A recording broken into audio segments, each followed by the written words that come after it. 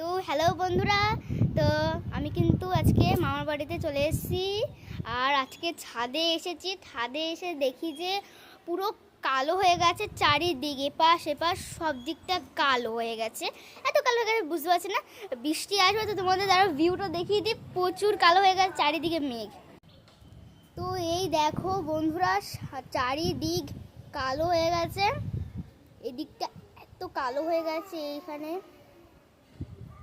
মাথা গেছে, ওদিকটা পুরো কালো। মেঘটা দেখতে পাচ্ছ কিরকম করে এসছে, এদিক থেকে ওদিকটা দেখো পুরো ঝোপঝাড় আর পুরো কালো হয়ে গেছে। এই সামনে সামনে চারিদিক কালো হয়ে গেছে। তো বন্ধুরা, তো তোমরা দেখে নিয়েছো চারিদিক পুরো কালো হয়ে গেছে। আমার এই সাইডটা তোমরা দেখতে পারো আরও ভালো করেই, পুরো চারিদিক কালো হয়ে গেছে।